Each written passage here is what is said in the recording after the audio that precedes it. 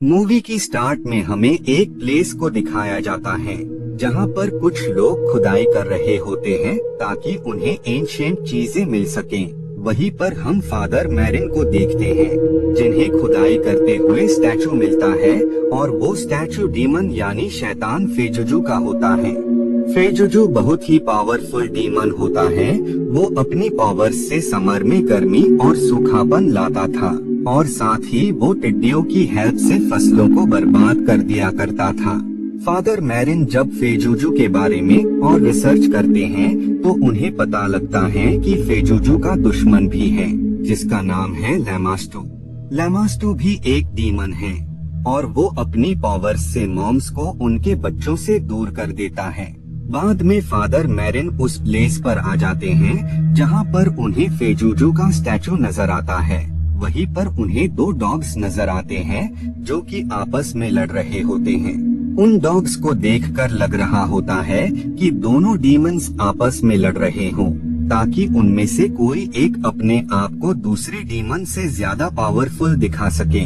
Scene यहाँ से change हो जाता है और अब हम एक शख्स को देखते हैं जो कि एक्ट्रेस भी होती है जिसका नाम क्रिस होता है। क्रिस डायरेक्टर बर्ग के साथ उनकी मूवी में काम कर रही होती है। इधर घर पर हम क्रिस की बेटी रेगन को देखते हैं। जब क्रिस और रेगन घर के बेसमेंट में होते हैं तो क्रिस को वहाँ ओइजा बोर्ड मिलता है। जब क्रिस इस गेम के बारे में अपनी बेटी से पूछती है तो रेगन उसे बताती है कि वो अक्सर इसे खेला करती है। रेगन की बात सुनकर क्रिस उसे बताती है कि ये गेम अकेले नहीं खेला जा सकता। तभी रेगन उन्हें कहती है कि ये गेम वो कैप्टन हाउडी के साथ खेलती है। खैर क्रिस अपनी बेटी की बात पर ज्यादा ध्यान नहीं देती है और वो उससे कहती है कि हम दोनों साथ में ये गेम खेलते हैं। लेकिन जब क्रिस उस गेम को स्टार्ट करने ही वाली होती है कि उससे पहले ही वो गेम खुद ब खुद क्रिस से दूर हो जाता है। क्रिस को लगता है कि उसकी बेटी उसके साथ नहीं खेलना चाहती है और ये जरूर उसकी ही कोई शरारत होगी, इसीलिए क्रिस इस इंसिडेंट को मजाक में लेती है। नाइट में जब क्रिस नींद में होती है तभी उसके पास किसी की कॉल आती है जिससे वो जाग जाती है और उसे अपने बेड पर रेगन मिलती है। जब वो रेगन से इसकी वजह पूछती है तो वो उसे बताती है कि उसका बेड बहुत ही शेक कर रहा था जिस वजह से वो यहीं आकर सो गई।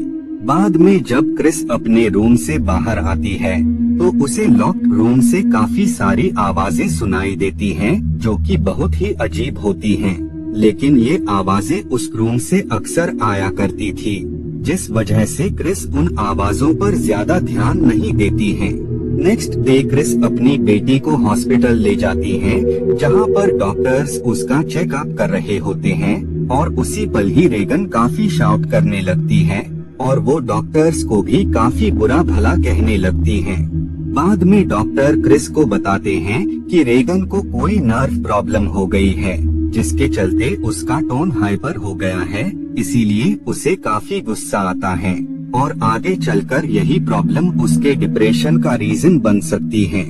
इधर हम डेमियन को देखते हैं जो कि अपनी मॉम से मिलने हॉस्पिटल में आए होते हैं। डेमियन चाहता था कि वो अपनी मॉम को यहाँ से निकालकर किसी अच्छे हॉस्पिटल में एडमिट करवाए, लेकिन वो ऐसा नहीं कर सकता था क्योंकि उसकी फाइनेंशियल कंडीशन ठीक नहीं थी। बाद में उन्हें पता लगता है कि उनकी मॉम की डेथ हो गई है और इस खबर से फादर डेमियन को काफी ज्यादा दुख होता है। खैर इधर हम क्रिस को देखते हैं जिसके घर पर पार्टी होती है। सडनली वहाँ पर रेगन आ जाती है जो कि पार्टी में मौजूद गेस्ट से कहती है कि उसकी मौत इसी घर के सबसे ऊपर वाले फ्लोर पर होगी।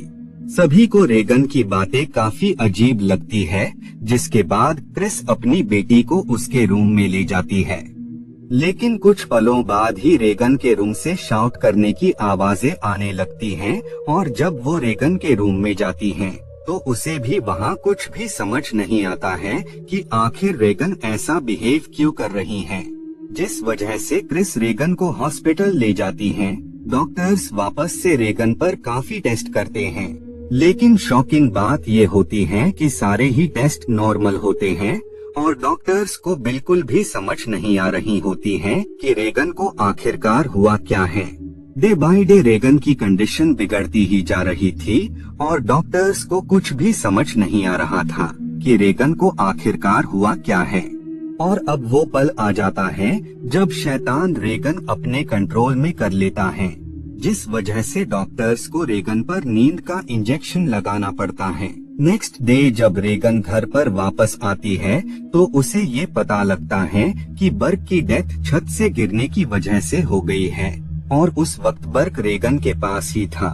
उसी पल रेगन सीढ़ियों से उल्टी चलकर नीचे आ रही होती है और जब क्रिस ये देखती है तो वो काफी ज्यादा शॉक हो जाती है, जिस वजह से वो रेगन को दोबारा हॉस्पिटल में ले आती है।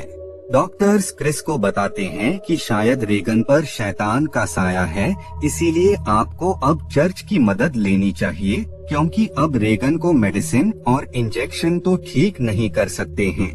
बाद में क्रिस से उसके घर पर मिलने विलियम आते हैं, जो कि बर्क का केस हैंडल कर रहे थे। वो क्रिस को बताते हैं कि बर्क की डेथ काफी अजीब तरीके से हुई थी, क्योंकि उसकी नेक पीछे की तरफ टर्न हुई थी। खैर विलियम के जाने के बाद रेगन के रूम से क्रिस को काफी तेज शाउट करने की आवाजें आती है और जब वो वहां जाती हैं तो ये देखकर वो काफी ज्यादा डर जाती हैं, क्योंकि रेगन नाइफ से खुद को स्टैब कर रही होती है।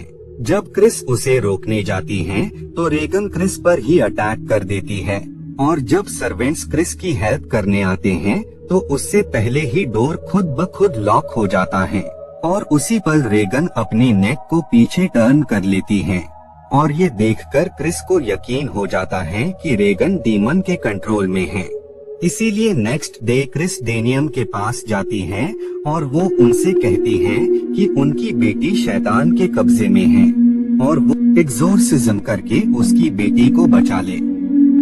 लेकिन डेनियम ऐसे ही एक्सोर्सिज्म नहीं कर सकता था, क्योंकि इसके लिए उसे चर्च से परमिशन लेनी होगी और इसके लिए उसे चर्च को प्रूफ देने होंगे। इसीलिए वो प्रूफ के लिए क्रिस के घर पर आ जाते हैं और जब वो रेगन के रूम में जाते हैं तो वो शैतान डेनियम को काफी बुरा भला कहने लगता है और वो उससे कहता है कि तुमने ही अपनी मॉम को मारा है, तुम्हारी ही वजह से उनकी मौत हुई है। इन सब बातों को सुनकर डेनियम को काफी बुरा लगता है, क्योंकि एक तो वो पहले ही अपनी मॉम की डेथ की वजह खुद को मान रहे थे और ये डीमन भी अब उन पर ब्लेम डाल रहा था। खैर बाद में जब वो रेगन की रिकॉर्ड की हुई बातें सुनते हैं तो उन्हें ये कंफर्म हो जाता है कि रेगन पर वाकई कोई शैतान हावी है। बाद में वो चर्च को प्रूफ देते हैं, जिसके बाद चर्च उन्हें एक्सोर्सिज्म की परमिशन दे देता है। लेकिन इसके साथ ही चर्च डेनियम के साथ एक्सपीरियंस फादर को उनके साथ भेजते हैं, जिसने पहले भी एक्सोर्सिज्म परफॉर्म किया हो।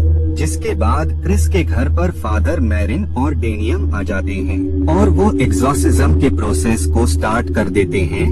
उस डीमन को इस चीज से काफी ज्यादा तकलीफ होने लगती है और वो काफी बार उन्हें डराने की कोशिश भी करता है ताकि वो एक्सोर्सिज्म के प्रोसेस को बीच में ही रोक दे। लेकिन जब इन सब से काम नहीं होता है तो वो डीमन डेनियम को उसकी मॉम की डेथ के लिए ब्लेम करने लगता है।